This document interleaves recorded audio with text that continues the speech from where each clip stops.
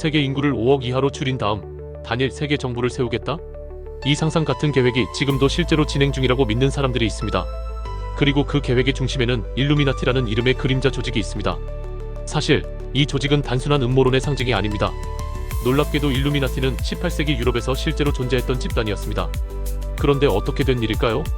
한때는 인간의 자유와 계몽을 외치던 소규모 단체가 지금은 세계를 지배하는 엘리트 카르텔로까지 그려지게 되었으니까요. 이제부터 그 퍼즐의 첫 조각, 진짜 일루미나티의 탄생부터 함께 맞춰보시죠. 1776년 독일 바이에른 잉골슈타트라는 도시에 살던 젊은 법학 교수 아담 바이스하우프트. 그는 왕과 성직자 그리고 미신에 지배당하던 사회를 답답하게 느꼈습니다. 그래서 뜻이 맞는 제자 몇 명과 함께 비밀결사 일루미나티를 창립합니다. 라틴어로 계몽된 자들을 뜻하는 이름이었죠. 그들의 목적은 단순했습니다. 무지와 억압을 깨고 이성과 교육으로 더 나은 세상을 만들자. 사실상 일루미나티는 철학과 이상을 토론하던 소모임이었습니다. 그런데 바이스하우프트는 고민합니다. 이 작은 모임으로 세상을 바꿀 수 있을까? 그래서 프리메이슨처럼 비밀스러운 형식을 도입합니다. 의식과 계급, 가명을 사용하고 신중하게 회원을 모집하죠. 그러던 중 이 조직에 한 남자가 들어옵니다. 아돌프 크니게. 귀족 출신이자 프리메이슨 회원이었던 그는 일루미나티를 대대적으로 재편합니다. 학생 중심이던 모임은 갑자기 귀족, 정치인, 법관들로 채워지고 회원 수는 단 몇 년 만에 2,000명을 넘기게 됩니다. 하지만 이 급성장은 곧 균열을 불러옵니다. 바이스하우프트는 진심 있는 철학적 대화를 원했지만 크니게는 새를 키우는 데만 집중했기 때문입니다. 결국 둘은 결별하고 내부는 혼란에 빠집니다. 이 틈을 바이에른 정부가 놓치지 않았습니다. 비밀 결사는 모두 금지, 급습, 체포, 사생활 폭로까지 이어지며 일루미나티는 창립 11년 만에 해체됩니다. 그런데 이야기는 거기서 끝나지 않았습니다. 불과 몇 년 후 프랑스에서 왕이 단두대에서 목이 잘리는 프랑스 대혁명이 터집니다.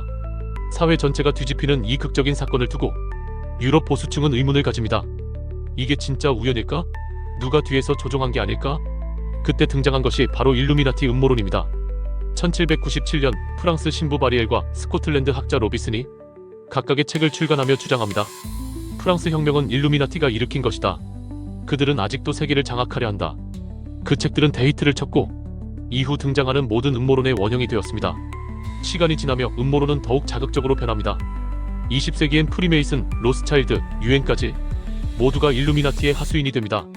그리고 그 끝판왕으로 등장한 존재 reptilian, 파충류 외계인이 인간으로 변장해 세계를 지배하고 있다는 주장이죠.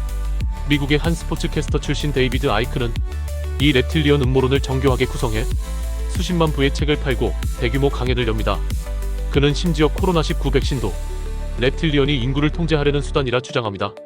그런데 여기서 반전. 일루미나티 음모론의 상징처럼 여겨지는 미국 $1 지폐 뒷면의 피라미드와 눈. 이건 실제로는 섭리의 눈이라 불리는 기독교에서 유래한 신의 전지전능을 뜻하는 상징입니다. 피라미드 13단은 미국 건국 당시의 13개 식민지를, 라틴어 문장은 새로운 질서의 시작을 뜻하죠. 일루미나티와는 아무 관련이 없습니다. 심지어 일루미나티 카드 게임도 마찬가지입니다.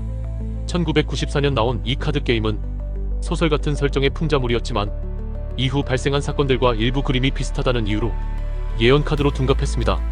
하지만 대다수의 그림은 이후에 추가된 것들이고 우연과 사후 해석에 불과합니다. 우리가 던져야 할 질문은 이것입니다. 왜 이런 음모론이 여전히 인기를 끌까요? 그 이유는 명확합니다. 세상은 복잡하고 사람들은 단순한 해답을 원합니다. 어딘가에 보이지 않는 손이 있다는 설정은 세상의 불확실함을 정리해주는 이야기 구조이기 때문입니다. 게다가 지금은 누구나 SNS로 이야기를 퍼뜨릴 수 있고 음모론은 자극적이기에 더 빨리, 더 널리 퍼집니다.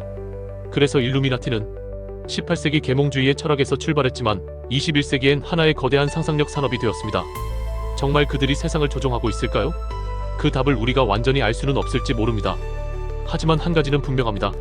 세상에 드리운 그림자를 볼 때 그 그림자를 만든 빛이 무엇인지를 함께 보는 시선이 필요하다는 사실입니다.